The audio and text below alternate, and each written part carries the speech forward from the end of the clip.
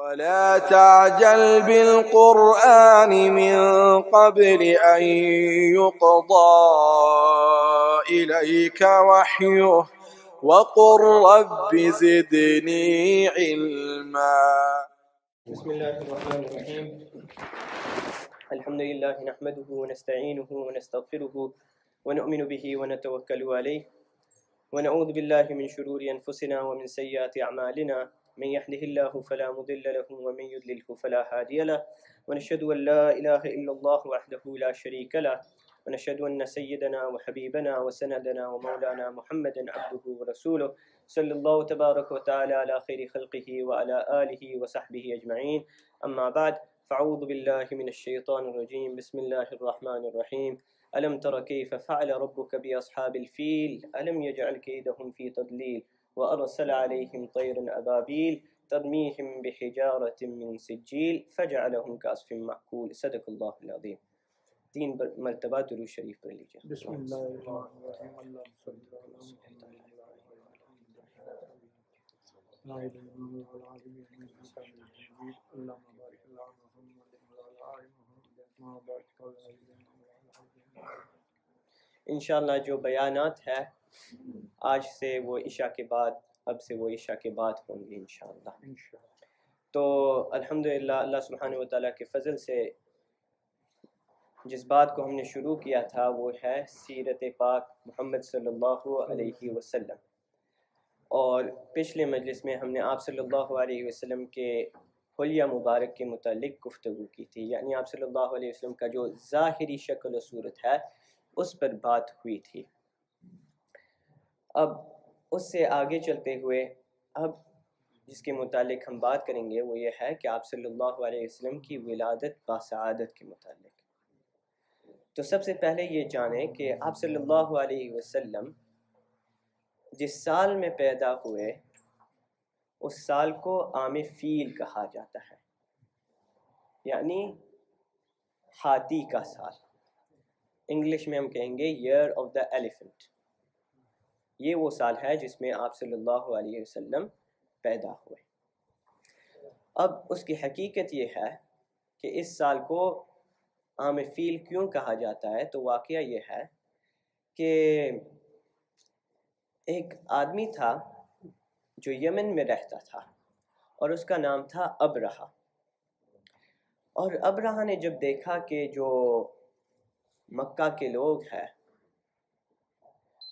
یعنی جو مکہ کے پاس آتے ہیں اور جو حجاج مکہ مکرمہ آتے ہیں حج کے لیے، تو سب کے سب اکٹھا ہوتے ہیں طواف کے لیے اور سب بیت اللہ کا طواف کرتے ہیں. تو جب اس نے یہ دیکھا تو اس کے دل میں کچھ حسد پیدا ہو گیا کہ تمام عرب مکہ کیوں جاتے ہیں. تو اس نے چاہا کہ میں بھی ایک عمارت بنا لوں اور اس کا نتیجہ یہ ہو کہ جو اہل عرب ہے وہ یمن آ جائے اور وہ میرے عبادت خانہ کے پاس آ جائے اور نہ کہ مکہ مکرمہ کے. چنانچہ ابرہہ نے اس طرح ہی کیا تھا کہ اس نے ایک عالی شان عمارت بنائی تھی، جواہر، موتی وغیرہ وغیرہ اس کو اچھی طرح سے مزین کیا اور اتنی اونچی عمارت بنائی تھی کہ اگر کوئی دیکھے اوپر دیکھ کر تو پگڑی گر جائے، اتنی اونچی اور بہت ہی خوبصورت. اور اس کا مقصد یہ تھا کہ لوگ میرے اس عبادت خانے کے پاس آئے. چنانچہ کچھ لوگ تو آنے لگے اور پھر کیا ہوا کہ جب مکہ والوں کو اس بات کی خبر ملی تو ان کو غصہ پیدا ہو گیا. ان لوگوں کو معلوم تھا کہ اس کا موٹیو کیا ہے، اس کی نیت کیا ہے، کہ نیت یہاں کچھ خراب ہے. وہ یعنی حسد کے مارے اس نے یہ کیا ہے. تو چنانچہ مکے والوں نے کیا کیا کہ انہوں نے ایک آدمی کو بھیجا یمن کی طرف جہاں ابرہہ کی عبادت خانہ تھا سی. تو وہاں ایک آدمی کو بھیجا اور اس آدمی نے وہاں جا کر کچھ گندگی کر دی، پیشاب یا پخانہ اس نے کر دیا وہاں، اور پیشانہ پاخانہ کر کے بھاگ گیا اور یہ کہہ کر بھاگ گیا کہ یہ عبادت خانہ اسی کے لائق ہے، اور پھر وہاں سے اٹھ کر چلا گیا۔ تو جب ابرہہ کو اس بات کی خبر ملی کہ میرے عبادت خانہ کے ساتھ اس طرح کی بھی حرمتی کی گئی، اور بہت غضبناک ہوا، بہت غصہ، اور غصے میں آ کر اس نے ایک قسم کھائی۔ کیا قسم کھائی؟ قسم یہ کھائی کہ میں قسم کھاتا ہوں کہ مکہ میں جو کعبہ ہے میں اس کو توڑوں گا، جو بھی ہو میں اب اس کو توڑ ہی کر رکھوں گا۔ اس نے یہ قسم کھائی تھی۔ چنانچہ اس قسم کے مطابق اس نے تیاری کی اور وہ روانہ ہوا مکہ کی طرف، اور ایک بڑے عظیم لشکر کے ساتھ نکلا۔ کہا جاتا ہے کہ یہ لشکر 7,000 لوگوں پر مشتمل تھا، اتنی بڑی لشکر، اور پھر ساتھ اس لشکر کے وہ کچھ ہاتھی بھی لے گیا تھا، اور تقریباً 10 ہاتھی تھے، اور سب سے جو بڑا ہاتھی تھا وہ اس پر سوار ہوا، اور اس کا نام بھی رکھا محمود تھا۔ اس کا ارادہ یہ تھا کہ ہاتھی کو لے جاؤں اور ان کو گویا ایک بلڈوزر بنا دوں کہ یہ ہاتھی کعبہ کو گرا دے، منہدم کر دے۔ تو چنانچہ وہ مکہ کی طرف روانہ ہوا، اور مکہ کے قریب ایک مقام پر پہنچا تو دیکھا کہ وہاں مکہ کے جو باشندے ہیں ان کے جانور وہاں چر رہے ہیں۔ تو اس نے کیا کیا کہ اس نے ان جانوروں پر قبضہ کر لیا، ان جانوروں کو چوری کر لی، اور ان میں سے کچھ کو ذبح بھی کر لیا، ان سے کو کھانے بھی لگا، اور ان جانوروں میں سے 200 اونٹ آپ صلی اللہ علیہ وسلم کے دادا جان حضرت عبد المطلب کے تھے، 200 اونٹ۔ تو چنانچہ اس نے تو ان جانوروں کو قبضہ کر لیا اور وہاں اپنا پڑاؤ ڈال دیا، اور وہاں قریبی جگہ مکہ کے قریب ہی ٹھہر گیا، اور اس نے اپنے کسی آدمی کو کہا کہ ایسا کرو کہ مکہ کا جو سردار ہے اس کو بلاؤ، تاکہ میں اس کو بتا دوں کہ میرا جو مقصد ہے آنے کا وہ کوئی لڑائی نہیں ہے، میرا مقصد کیا ہے؟ کعبہ کو گرانا۔ راستہ خالی چھوڑ دو، ہمیں کعبہ توڑنے دو اور پھر ہم چلے جاتے ہیں، ہمارا مقصد صرف یہی ہے، کوئی لڑائی جھگڑا نہیں ہے۔ چنانچہ مکہ کا جو سردار تھا ان کو بلایا گیا تھا، اور مکہ کے جو سردار تھے وہ کون تھے آپ کو معلوم ہے؟ حضرت عبد المطلب، آپ صلی اللہ علیہ وسلم کے دادا جان۔ تو چنانچہ وہ آئے ابرہہ کے پاس، اور جیسے داخل ہوئے دروازے سے تو ابرہہ نے حضرت عبد المطلب کے چہرے کو دیکھ کر ہی اس کے دل میں ایک رعب پیدا ہو گیا۔ وہ تو آرام سے اپنے تخت پر بیٹھا تھا، جب آپ کے چہرے کو دیکھا تو فوراً اٹھ گیا اور آپ کو اچھی طرح سے ملا، اور پھر وہ تخت پر نہ بیٹھا، وہ بھی زمین پر بیٹھ گیا آپ کے دادا جان کے ساتھ۔ تو بات کرنے لگے، تو ابرہہ نے پوچھا کہ آپ یہاں کیوں آئے ہیں؟ تو حضرت عبد المطلب نے جواب دیا کہ اصل میں اس وجہ سے آیا ہوں کہ جو 200 اونٹ تم نے میرے لیے ہیں وہ واپس کر دو۔ تو ابرہہ حیران پریشان کہ ارے بھائی، میں تو یہاں آیا ہوں تمہارے کعبہ کو توڑنے کے لیے، تمہارے کعبہ کو منہدم کرنے کے لیے، اور تم مجھ سے اپنے اونٹ کے بارے میں بات کر رہے ہو، اونٹ کی فکر ہے تجھے تو اپنے کعبہ کی فکر ہونی چاہیے۔ تو حضرت عبد المطلب کا جواب سنیں کہ ان للبیت انی انا رب الابل وان للبیت ربا سیحمیہ، کہ میں اونٹوں کا مالک ہوں، اس لیے مجھے اونٹوں کی فکر ہے۔ وَإِنَّ لِلْبَيْتِ رَبًّا، اور یقیناً اس خانہ کعبہ کا بھی ایک مالک ہے، ان قریب وہ مالک اس کی حفاظت کرے گا، اس وجہ سے مجھے بیت اللہ کی کوئی پرواہ نہیں، مجھے اس کی کوئی فکر نہیں، اس کا جو رب ہے وہ اس کی حفاظت کرے گا، لیکن میں اونٹوں کا مالک ہوں، چنانچہ مجھے اونٹوں کی فکر ہے، تو اونٹوں واپس دے۔ تو ابرہہ نے کہا کہ اونٹ چاہیے لے لو، اونٹ لے لو، لیکن یہ بات جو ہے کہ وہ تمہارے کعبہ کا جو رب ہے وہ اس کی حفاظت کرے گا، تو سن لینا کہ کوئی بھی مجھے روک نہیں سکتا اس بات سے کہ میں اس کعبہ کو توڑ دوں۔ اونٹ لے کر جاؤ لیکن کوئی مجھے نہیں روکے گا۔ تو حضرت عبد المطلب وہاں سے روانہ ہوئے، خانہ کعبہ کے پاس پہنچے اور کعبہ کے شریف کا جو غلاف تھا اس کو اچھی طرح سے پکڑ لیا اللہ اور پکڑ کر رونے لگے، گر گرانے لگے کہ یا اللہ، ہم میں تو طاقت نہیں کہ ہم اس گھر کی حفاظت کریں، اب تو ہی ہے جو اس گھر کی حفاظت کر سکتا ہے، تو ہی ہے۔ اور برابر دعا کرتے رہے، گر گراتے رہے، روتے رہے، اللہ سے مانگتے رہے۔ اگلے دن ابرہہ وہ روانہ ہوا اپنے اس ارادے کو اور اپنے اس سوچ کو انجام دینے کے لیے، تو روانہ ہوا اور ہاتھی پر سوار ہوا۔ اب ہاتھی کو مکہ مکرمہ کی طرف اس کا رخ کرتا ہے، تو کیا دیکھتا ہے کہ ہاتھی بالکل ہٹتا ہی نہیں، اس کو مارتے ہیں پیٹتے ہیں لیکن وہ ہاتھی مکہ کی طرف چلتا ہی نہیں ہے۔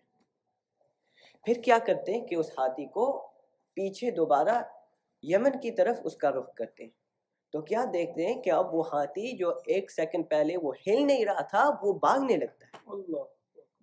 اس کو مکہ کے دائیں جانب کرتے ہیں تو وہ چلنے لگتا ہے، بائیں طرف کرتے ہیں تو چلنے لگتا ہے، لیکن جب مکہ کی طرف اس کا رخ کرتے ہیں تو ایک قدم آگے نہیں لیتا۔ تو اسی حالت میں تھے، ابرہہ کہہ رہا تھا کہ ان ہاتھیوں کے ساتھ کچھ کرو، ان کو مارو، ان کی جو لک آفٹر کرنے والے تھے ان سے کہہ رہا تھا کہ کچھ کرو۔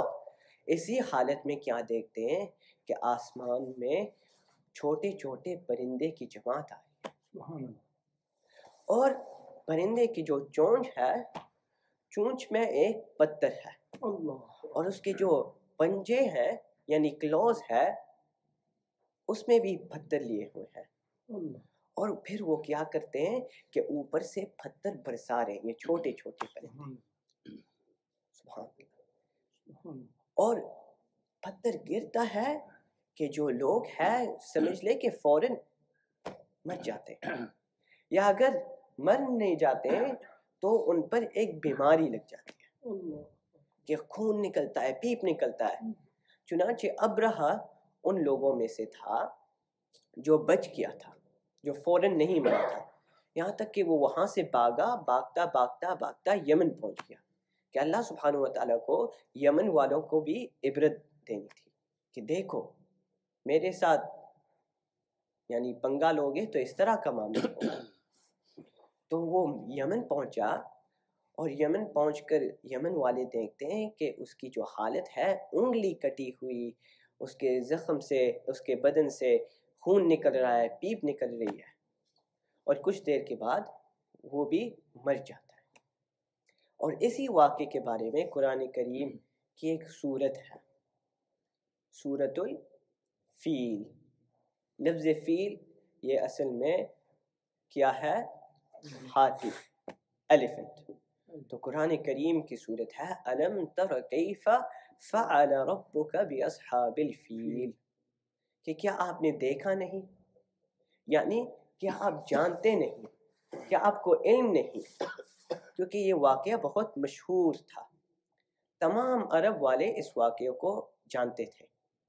اس واقعے کو ایک پوائنٹ بنایا گیا تھا کہ فلاں آدمی اس سال یعنی ہاتھی کے سال کے بعد، اتنے سال کے بعد وہ پیدا ہوا، ہاتھی کے سال کے 10 سال بعد وہ مر گیا تھا، ہاتھی کے سال کے بعد یہ ہوا تھا، یہ ہوا تھا۔ تو تمام لوگ، تمام عرب اس واقعے کو جانتے تھے۔ تو اللہ سبحانہ وتعالیٰ فرماتے ہیں کہ کیا تم نے دیکھا نہیں، کیا تمہیں علم نہیں، کیا تم نے سنا نہیں، کیف فعل ربک باصحاب الفیل، کہ تمہارے رب نے ہاتھی والوں کے ساتھ کیا کیا تھا۔ اب ہاتھی والے کون ہیں؟ ابرہہ اور اس کا لشکر، جو لوگ یمن سے روانہ ہوئے تھے۔ تو اصحاب الفیل، فعل ربک باصحاب الفیل، ہاتھی والے یعنی مراد ابرہہ اور اس کا لشکر۔ الم یجعل کیدہم فی تضلیل، کیا اللہ سبحانہ وتعالیٰ نے ان کے مکر کو بیکار نہیں کر دیا، ناکام نہیں کر دیا؟ کہ یہ لوگ تو یمن سے روانہ ہوئے، سب کچھ پلاننگ کی تھی کہ اس طرح ہم جائیں گے، ہاتھیوں کو بطور بلڈوزر ہم یوز کریں گے، ہاتھی گرا دیں گے، ہم واپس آ جائیں گے، پورا پلان بنا کر آئے تھے. لیکن اللہ سبحانہ وتعالیٰ نے اس پلان کو ناکام کر دیا، فیل کر دیا. وَأَرْسَلَ عَلَيْهِمْ طَيْرًا أَبَابِيلَ، اور ان پر ابابیل نامی پرندے بھیجے تھے اللہ سبحانہ وتعالیٰ نے. ابابیل نامی پرندے، جو میں نے ابھی بتایا تھا کہ ان کی چونچ میں کیا تھا، ایک پتھر، اور پھر پنجے میں بھی پتھر تھے. وَأَرْسَلَ عَلَيْهِمْ طَيْرًا أَبَابِيلَ تَرْمِيهِمْ بِحِجَارَةٍ مِّن سِجِّيلٍ، جو ان کو کنکر کی پھتریاں پھینکتے تھے. یعنی یہ پرندے کنکر کی پھتریاں پھینکتے تھے، کن پر؟ ہاتھی والوں پر، ابرہا اور اس کے جماعت پر. تو اوپر سے یہ چھوٹے چھوٹے پرندے پتھر برسا رہے. فَجَعَلَهُمْ كَعَصْفٍ مَأْكُولٍ، پھر اللہ سبحانہ وتعالیٰ نے ان ابرہا اور اس کے لشکر کو کھائے ہوئے بوسے کی طرح بنا دیا.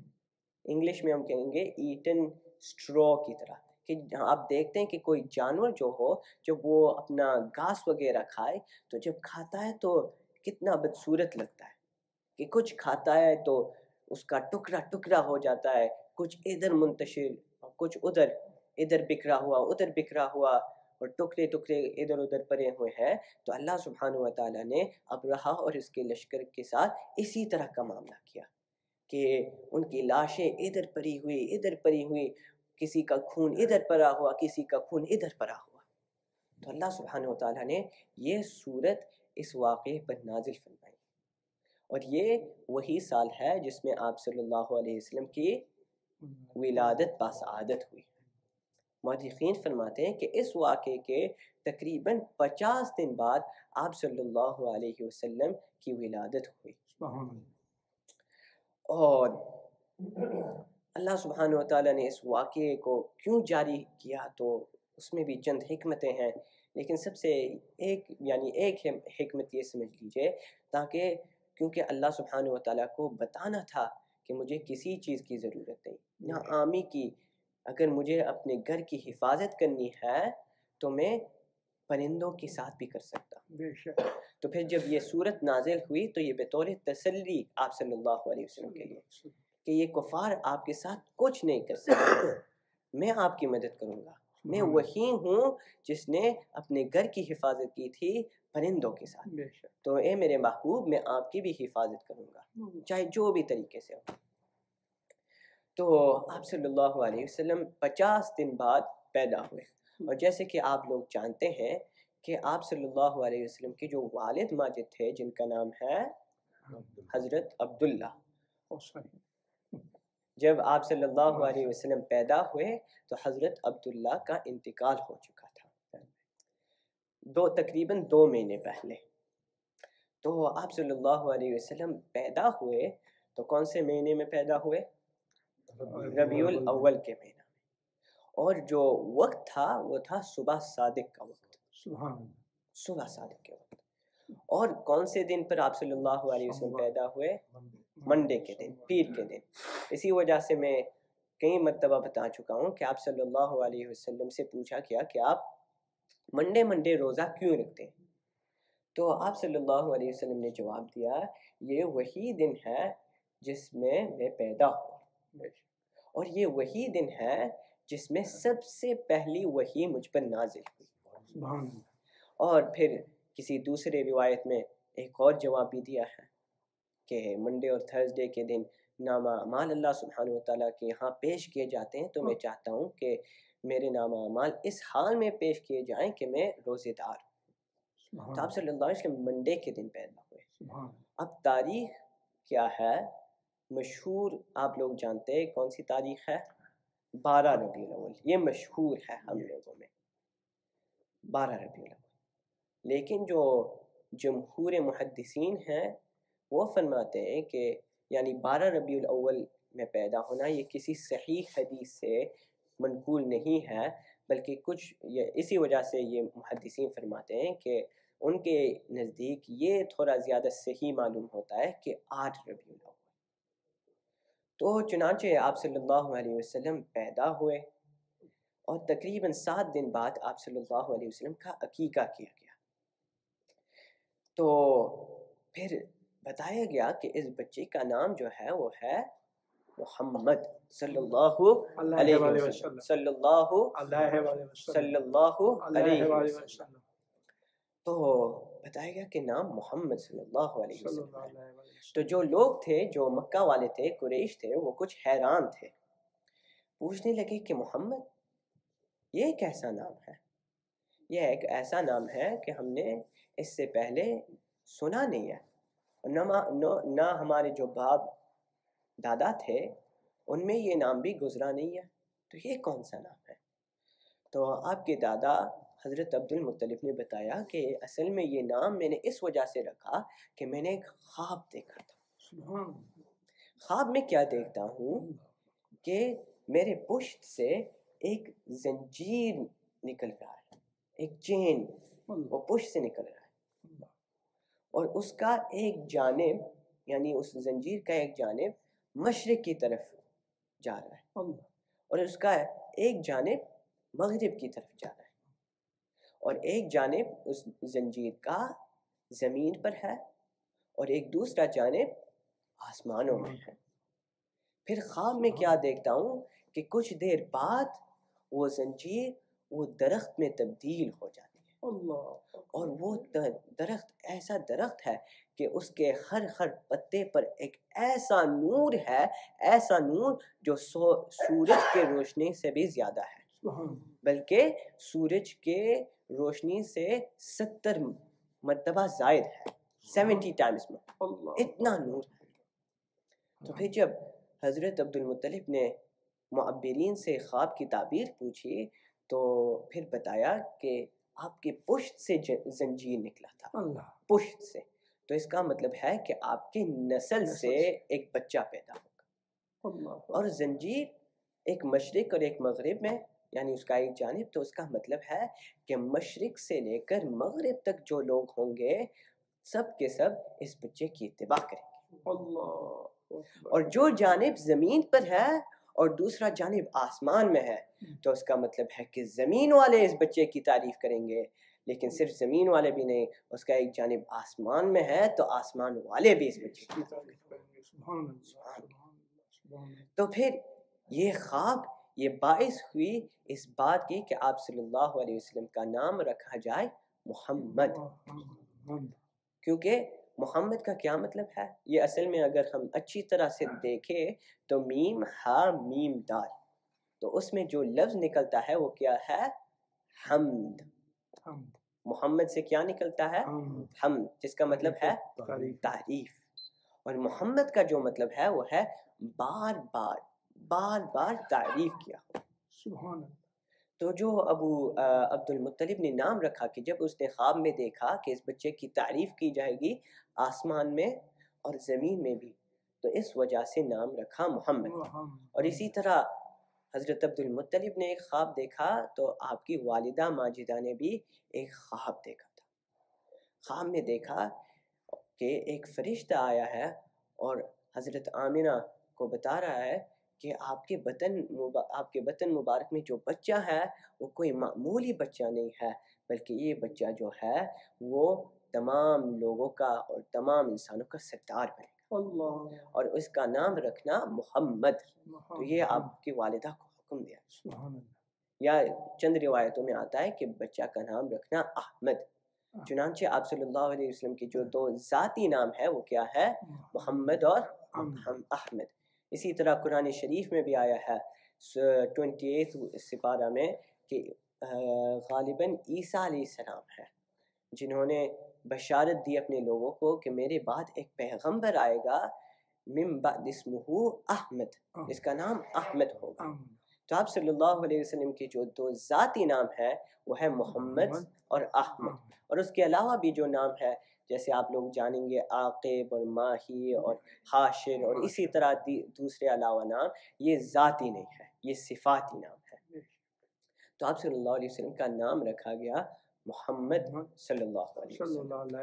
اور جب آپ صلی اللہ علیہ وسلم پیدا ہوئے تو آپ کی والدہ نے دیکھا کہ ایک نور ہے، اور یہ نور ایسا یعنی اتنی دور چل رہا ہے کہ شام کے جو محلات ہے وہ اس نور کی وجہ سے روشن ہوئے ہیں۔ اللہ تو یہ ہوئی مختصر سے آپ صلی اللہ علیہ وسلم کے ولادت کے متعلق آخری بات جو میں اس پر کہنا چاہتا ہوں وہ یہ ہے کہ کیا اس دن کو منانا چاہیے یا نہیں۔ تو سب سے پہلے میں جو پوچھنا چاہتا ہوں کہ آپ صلی اللہ علیہ وسلم سے سب سے زیادہ محبت رکھنے والے لوگ کون تھے؟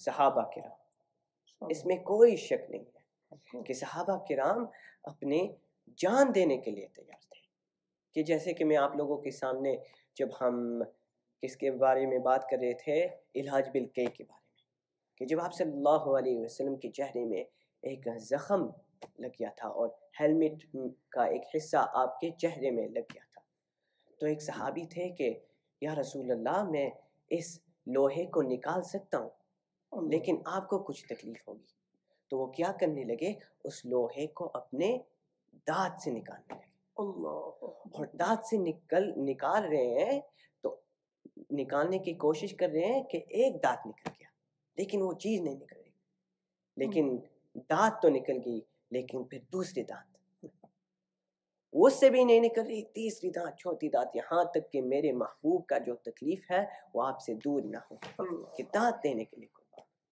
اسی جنگ کا واقعہ ہے کہ حضرت طلحہ رضی اللہ عنہ غالباً کہ وہ آپ صلی اللہ علیہ وسلم پر کفار حملہ کر رہے تھے، تیر برس رہے تھے، کہ حضرت طلحہ آپ صلی اللہ علیہ وسلم کے سامنے کھڑے ہیں، اپنے ہاتھ کے ذریعے آپ صلی اللہ علیہ وسلم کی مدافعت کر رہے ہیں۔ آپ صلی اللہ علیہ وسلم پیچھے سے تھوڑا سر اس طرح کرتے ہیں، دیکھتے کہ کیا ہو رہا ہے تو جلدی ہٹاتے ہیں کہ یا رسول اللہ آپ نہ دیکھیں، آپ کو کچھ ہو جائے۔ حضرت طلحہ اپنے بدن سے بچاتے، یہاں تک کہ ان کا جو ہاتھ تھا وہ ہاتھ شل ہو گیا تھا، اتنی محبت۔ یہاں تک کہ ایک صحابی ہے جن کا نام غالباً حضرت خبیب ہے، کہ کفار نے ان کو پکڑ لیا کہ اب ان کو سولی دینی ہے، تو ان کو کچھ تکلیف دینا شروع کرتے ہیں، تو پوچھتے ہیں کہ کیا تم چاہتے ہو کہ محمد صلی اللہ علیہ وسلم آپ کے اس جگہ پر ہوتے اور آپ محمد صلی اللہ علیہ وسلم کی جگہ پر ہوتے، یعنی آپ حفظ اور امان میں ہوتے اور محمد مصطفیٰ اس جگہ پر ہوتے۔ تو ان صحابی کا جواب سنے، فرماتے کہ اللہ کی ذات کی قسم ہے کہ مجھ سے یہ منظور نہیں کہ میں حفظ اور امان میں ہوں، میں عیش سے زندگی گزار رہا ہوں، اس حال میں کہ میرے محبوب کو ایک کانٹا دار درخت چھو رہا ہوں، کہ وہ اس حال میں ہو کہ ایک کانٹا دار درخت ان کو تکلیف دے رہا ہوں اور میں اطمینان سے زندگی گزار رہا ہوں۔ اور آپ یہ پوچھ رہے ہو کہ ان کی جان قربان دوں، میں اپنی جان دینے کے لیے قربان ہوں لیکن ان کو کوئی بھی تکلیف نہیں۔ تو سب سے یعنی آپ صلی اللہ علیہ وسلم سے سب سے زیادہ محبت رکھنے والے لوگ کون ہیں؟ صحابہ کرام۔ لیکن ان لوگوں نے کیا اس دن کو کوئی خوشی منائی تھی؟ نہیں منائی تھی۔